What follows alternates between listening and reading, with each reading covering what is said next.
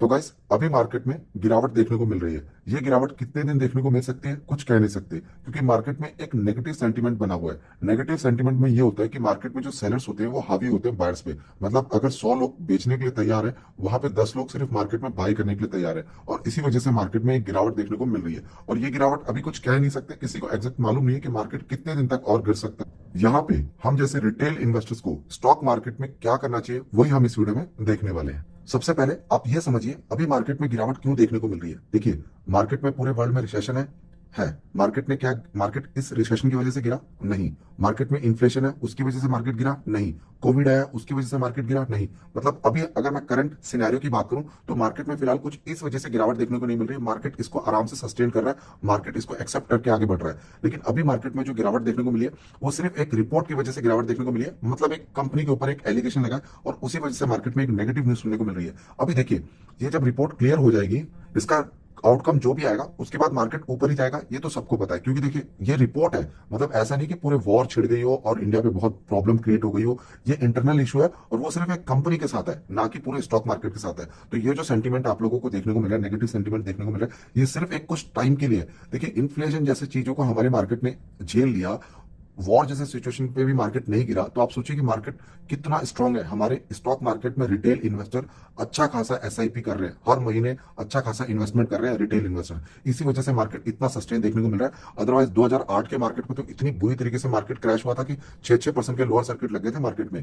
तो वो टाइम तो अभी मार्केट में देखने को मिल ही नहीं रहा है। तो मेरा यहाँ पे यही कहना है कि ये जो गिरावट है, इस टाइम पे मैं आप लोगों को कुछ पॉइंट्स बताना चाहूंगा। उसको अगर आप लोग आई थिंक फॉलो करोगे तो आप लोग स्टॉक मार्केट में उसके साथ ही साथ चल सकते हो। मतलब मार्केट में अगर गिरावट है, उस प्रेशर को भी देखते हुए आगे बढ़ सकते हो।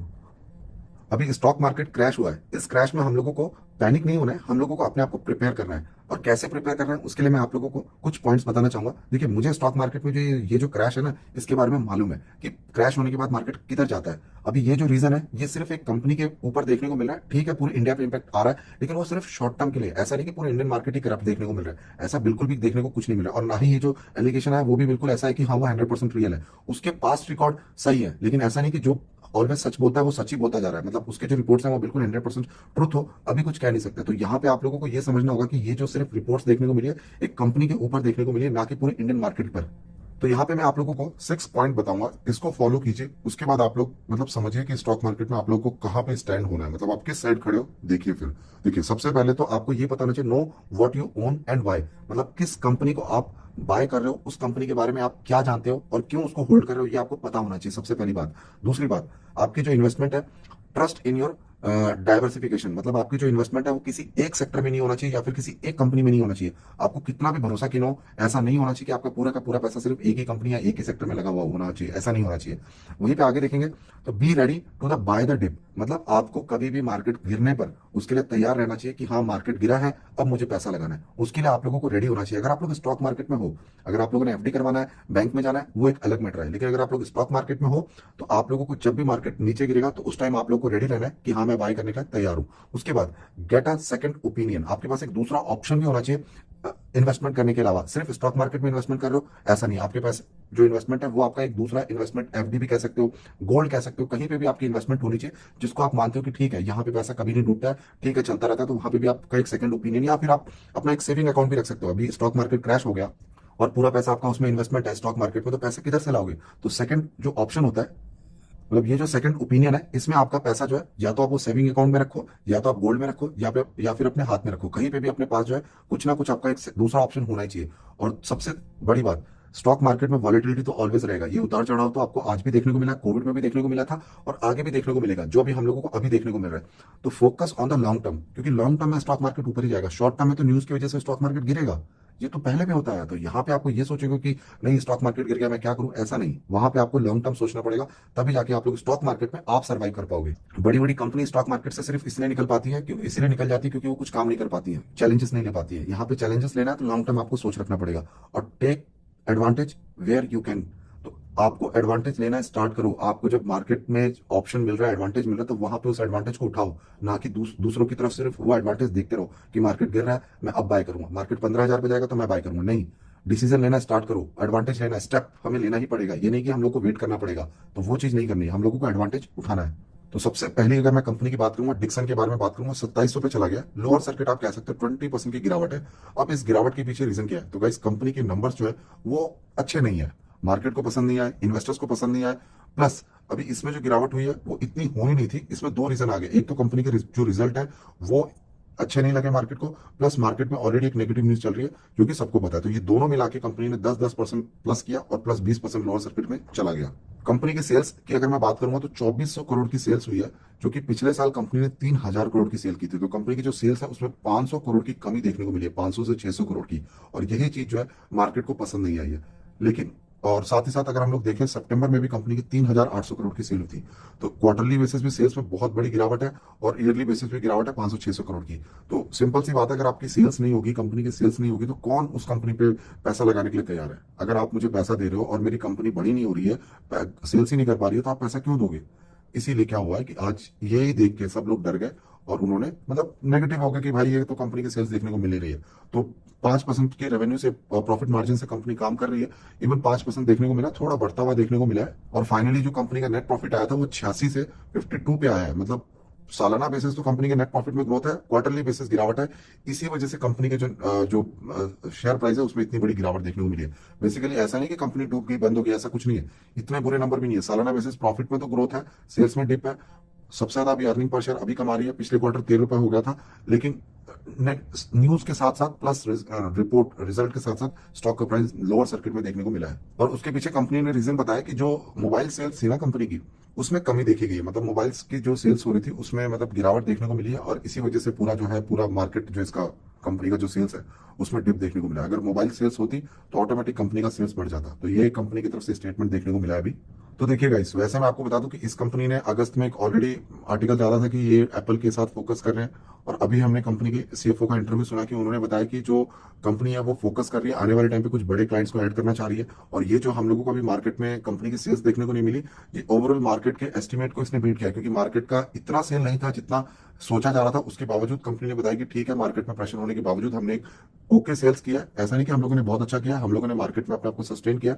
ऐसा इंटरव्यू में उनका कहना था। तो आने वाले टाइम को कह रहे कि मार्केट नेक्स्ट क्वार्टर के बाद से, नेक्स्ट क्वार्टर भी इतना अच्छा नहीं देखने को मिलेगा, उसके बाद से कंपनी की सेल्स आपको जरूर देखने को मिलेगी। मार्च में कंपनी के कुछ बड़े ऑर्डर्स से रिलेटेड कुछ काम चल रहा है, उसके बाद नंबर्स और डेटा आप लोगों को क्लियर देखने को मिलेगा, ऐसा कंपनी की तरफ से कहना है। तो मुझे लगता है कि अगला 3 महीना भी इस कंपनी के लिए बहुत बड़ा और बहुत ही, ऐसा नहीं कि बहुत ही जंप देखने को मिलेगा और बहुत ज्यादा गिरावट। जितना गिरना था गिर चुका है। अभी आपको यही करना पड़ेगा, अगर आपके पास है तो होल्ड कर लीजिए, निकलिए मत। लॉस में निकलने वाली कंपनी तो बिल्कुल नहीं है ये, इसमें टाइम देना पड़ेगा। हाँ, आप ये कर सकते हो कि अगर आपको होल्ड नहीं करना तो आप मतलब बाय नहीं करना तो आप होल्ड कर लो, बाय करने के लिए अभी छोड़ दो। क्योंकि कंपनी के सेल्स में जो गिरावट है वो अभी सस्टेन करने के लिए कंपनी को नेक्स्ट क्वार्टर देखना ही पड़ेगा। और जो थोड़ा रिस्क लेना चाहते हैं तो वो थोड़ा फ्यूचर के बारे में सोच के इसके साथ जा सकते हैं। ऐसा क्यों? क्योंकि ये टेक वाली कंपनी है और टेक वाली कंपनी में क्या होता है कि टेक्नोलॉजी चेंज होती रहती है। तो कंपनी ने अपनी रिपोर्ट में बताया कि कुछ ऐसे टेक्नोलॉजी चेंजेस हुए हैं जिसकी वजह से कंपनी को भी कुछ अडॉप्ट करना पड़ा। और टेक्नोलॉजी चेंजेस की वजह से कंपनी के जो पुराने स्टोर में जो प्रोडक्ट थे उसमें कंपनी को लॉस हुआ है। और कंपनी ने ये भी बताया कि कुछ टीवी के स्क्रीन में जो कंपनी ने पहले जो रखे थे अपने पास, उसके प्राइस में गिरावट देखने को मिली है। तो कंपनी ने बाई किया 17,000 में, उसका प्राइस हो गया 11,000। इस तरीके से कंपनी के कुछ आर्टिकल्स, मतलब जो रिपोर्ट्स आई है कंपनी की तरफ से बताया गया। तो ये सारी रीजन है, इसी वजह से कंपनी में जो है, देखिए कंपनी का मैनेजमेंट जो है वो फोकस कर रहा है सेल्स के ऊपर। तो मेरा ये मानना है कि अगर आप ऐसी कंपनी में बने हो तो बने रहो, और एकोमुलेट करना चाहो, अगर आप रिस्क ले सकते हो तो एकोमुलेट कर सकते हो। अगर आपको एकोमुलेट करना है और अच्छे लेवल पे ही ट्रेड कर रहा है, बहुत ही अच्छे लेवल पे, अगर आप देखेंगे तो ये लेवल इसने लगभग मैक्सिमम चार्ट में देखा जाए तो ये 20 के बाद इसने लगभग 20 में 2700 का लेवल टच किया था, 21 में टच किया था, 20-21 के बीच में इसने टच किया था। और आज 2 साल बाद वापस उसी लेवल पे देखने को मिला। तो बहुत ही ह्यूज गिरावट है। और परसेंटेज की बात करें तो 50% से ज्यादा की गिरावट है। अगर यहाँ देखेंगे ना आप तो 50% से ज्यादा की गिरावट देखने को मिल रही है। तो ठीक है, आप इसको होल्ड करके आगे बढ़ सकते हैं अगर आपको एकोमोडेट नहीं करना है तो। अभी इस टाइम पे मैं आप लोगों को वो कंपनी बता देता हूँ। देखिए, मार्केट अपॉर्चुनिटी आपको दे रहा है, ऐसे टाइम पे ऐसी कंपनी को आप जरूर स्टडी या फिर अपने रडार पे रख सकते हैं। एलटीटीएस है जो कि बहुत ही अच्छे लेवल पे ट्रेड कर रहा है, 3300 पे स्टॉक ट्रेड कर रहा है। और डिस्काउंट की अगर मैं बात करूं इस कंपनी की, तो लगभग कितना 27% से भी ज्यादा का डिस्काउंट होगा। अगर एग्जैक्ट देखूंगा तो एक साल के अंदर लगभग 27% तक ये स्टॉक डिस्काउंट पे देखने को मिला है। 35% भी अगर हाई से टच करूं तो 35% गिरावट है। अब ये कंपनी बताएंगे बताने के पीछे रीजन ये कि हम लोगों ने देखे हैं कि कंपनी के नंबर हर एक कंपनी में कुछ ना कुछ ऊपर नीचे आ रहा है। अभी इसके अगर आप नंबर देखेंगे दिसंबर में, तो पिछले क्वार्टर से नंबर ने कंपनी ने ब्रेक किया है, पिछले साल के नंबर को ब्रेक किया है। तो ऐसी कंपनी को रडार पे रखिए जो कि क्वार्टर ऑन क्वार्टर बेसिस भी ग्रो कर रही हो और ईयर ऑन ईयर बेसिस भी ग्रो कर रही हो, और कंपनी भी वेल नोन हो, मतलब उसकी गुडविल हो, आप उस कंपनी पे अच्छा खासा भरोसा भी कर सकते हो। ऐसी कंपनी में चाहिए। अभी एलटीटीएस के नंबर्स के साथ अगर आप देखेंगे तो 300, 250, 282 सामने आपके किस तरीके से ग्रोथ देखने को मिले। तो मुझे लगता है ऐसी कंपनी को आप जरूर रडार पे रख सकते हो, और डिस्काउंट पे तो मिल ही रही है। देन उसके बाद नेक्स्ट कंपनी है परसिस्टेंट, एक आईटी कंपनी है, 4500 पे ट्रेड करिए, 4000 से बिलो जाना चाहिए ये कंपनी का प्राइस, स्टॉक का प्राइस, तभी जाके आपको इसमें एंटर करने के बारे में सोचना चाहिए, क्योंकि मार्केट आपको मौका दे सकता है। अगर होप करो कि मार्केट गिरे जाए तभी अच्छा मौका रहेगा, जितना गिरेगा उतना एक्यूमुलेट करना है। अब ये कंपनी जो है बताई तो पहले थी, अब कुछ लोग कहेंगे कि आपने गलत कंपनी बताई, हमें लॉस हो रहा है। आप किस टाइम पे बाय करो, ये बहुत, स्टॉक मार्केट में टाइमिंग बहुत इंपॉर्टेंट होता है। आपने कौन से टाइम पे बाय किया था? तो अभी स्टॉक तो हाई पे चला गया, 4500 पे, तो हर एक इन्वेस्टर को फायदा हो रहा है, प्रॉफिट हो रहा है। तो इस कंपनी के जो नंबर आए थे वो भी बहुत अच्छे थे, क्वार्टरली बेसिस भी नंबर को ब्रेक किया, ईयरली बेसिस भी नंबर्स को ब्रेक किया, और सबसे बड़ी कंपनी के प्रॉफिट भी बहुत अच्छे देखने को मिले, 238, 220 और 176। तो ये है इस कंपनी के नंबर। तो आप लोग ऐसी कंपनी में जरूर जा सकते हैं। 4000 से नीचे जाएगा तो आप लोग एंटर करने के बारे में सोच सकते हैं, कोई फर्क नहीं पड़ता अगर आपने 3200 के लेवल पे नहीं बाय किया तो। देन उसके बाद नेक्स्ट कंपनी है पॉलीकैब, इस कंपनी को रडार पे रखिए। आपको डर लग रहा है स्टॉक मार्केट में ना, आप कह रहे हो कि कई लोग कह रहे हैं कि हमें लॉस हो रहा है, आप ऐसी कंपनी को क्यों रखते हैं? ये आपको लॉस दे रही है? आप मुझे खुद बताइए कि ऐसी कंपनी लॉस दे रही है, परसिस्टेंट जैसी कंपनी लॉस दे रही है? अभी एलटीटीएस गिरी हुई, नंबर्स तो बहुत अच्छे आ रहे हैं। अभी इसमें देखिए कितने का लेवल पे गया था, 7% के डिस्काउंट पे देखने को मिल रहा है। 3000 का लेवल अभी इसने रिसेंटली टच किया था, देखिए 3000 का लेवल, और अभी 2700 है। 2500 से जैसे ही नीचे जाता है ना, ये 2500 के पास जाएगा ना, आराम से इसमें एंटर कर सकते हो। इतनी सुपर कंपनी है, कंपनी के नंबर सबको पसंद आए। दिसंबर में 3700 का सेल किया, 3700, पिछले साल 33, पिछले क्वार्टर 33, मतलब हर एक जगह इसने अपने नंबर्स को ब्रेक किया सेल्स में। प्रॉफिट में भी देखेंगे तो कंपनी को 3,500 करोड़ का नेट प्रॉफिट, पिछले साल 315, पिछले क्वार्टर 260। तो ऐसी कंपनी अपने पोर्टफोलियो में रखिए। अगर आपको डर लग रहा है स्टॉक मार्केट में, जितनी बता रहा हूँ सारी की सारी क्वार्टरली बेसिस ग्रो कर रही है, ईयरली बेसिस ग्रो कर रही है, तो इन कंपनी में डरने का नहीं है। अगर आपको डर लग रहा है स्टॉक मार्केट में, तो ऐसी कंपनी में पैसा लगाओ, बाकी कंपनी में रहने तो पैसा लगाना, सिर्फ इन कंपनी को सेलेक्ट करो। हाँ भाई, मैंने सिर्फ ऐसी कंपनी में जाना है जहां मेरा पैसा सिक्योर हो। क्योंकि किसी ने बोला कि वो डिक्सन में निकल जाएंगे क्योंकि जो सब्र का बाढ़ जो है वो टूटता ही जा रहा है। तो देखो स्टॉक मार्केट तो है ही ऐसा, जो सब्र कर सकता है वही पैसा बनाता है। देन उसके बाद नेक्स्ट कंपनी है एथर, जो कि 880 पे ट्रेड कर रही है। अभी देखिए इसके नंबर्स देखिए कैसे आते हैं, 167, पिछले साल 151, पिछले क्वार्टर 140, अपने नंबर्स को ब्रेक करती जा रही है। प्रॉफिट देखिए, पिछले साल 25, इस साल 35, पिछले क्वार्टर 27। तो हर एक जगह इस कंपनी के नंबर्स जो है अपने नंबर्स को ब्रेक कर रही है। तो ऐसी कंपनी में पैसा लगाओ जो कि जिसको क्वार्टरली भी कोई फर्क नहीं है। अभी तक 13% की ग्रोथ दिखा चुका है, और गिरावट की बात करें तो लगभग 10% की गिरावट देखने को मिल रही है। तो ये स्टॉक अगर आप लोगों को 800 की रेंज में मिलेगा ना, तो इस स्टॉक में आप एंटर कर सकते हो। 800 की रेंज में अगर मिल जाए तो बहुत ही अच्छी बात है। एथर एक ऐसी कंपनी, केमिकल कंपनी है, सुपर कंपनी है, आराम से अच्छा खासा बिजनेस कर रही है, बड़ी बड़ी क्लाइंट्स इसके देखने को मिलते हैं। तो ऐसी कंपनी में आप जा सकते हो। देन उसके बाद टाटा एलेक्सी, पिछले क्वार्टर अच्छे नंबर्स नहीं आए थे, स्टॉक ने गिरावट दिखाई, लोगों को मौका दिया, ऐसे नहीं समझ आएगा। ये देखिए पिछले क्वार्टर कितना, देखिए गिरते गिरते कितने पे चला गया था, करीब 6000 का लेवल इसने टच किया था। ये देखिए 6000 का लेवल 5800 तक चला गया था, अभी वापस स्टॉक ऊपर आ गया, 600 रुपए ऊपर चला गया। मैंने इसके ऊपर वीडियो बनाया था। मैं फोकस ज्यादा केपीआईटी पे करता हूँ, लेकिन मैं बोलता हूँ कि जो इसका इन्वेस्टर है वो भी पैनिक क्रिएट ना करे। क्यों? ये कंपनी बहुत अच्छी है, जिस फील्ड में काम कर रही है वो हमारा फ्यूचर है, हमारे फ्यूचर के लिए कंपनी काम कर रही है आज की डेट में। तो गाड़ियां देखी होंगी आपने टाटा की, किस तरीके सारे नंबर्स भी आप देख रहे होंगे। तो उसके पीछे का जो जो प्ले करने वाला गेम है ना, जो प्ले कर रहा है, जो काम कर रहा है, वो टाटा एलेक्सी है। ये टाटा मोटर्स को बूस्ट कर रहा है, जिस तरीके के प्रोडक्ट ये इनोवेट कर रहा है। इस कंपनी के नंबर्स आ गए ना, फाइनली अच्छे आए। 800 करोड़ की सेल है, पिछले क्वार्टर 760, पिछले साल 635। तो ये है, सालाना भी ग्रोथ है, ईयरली भी ग्रोथ है। प्रॉफिट मार्जिन देखिए 30% का मार्जिन है। कंपनी के नेट प्रॉफिट में भी बहुत अच्छी देखने को मिली, 195, पिछले साल 150, पिछले क्वार्टर 170।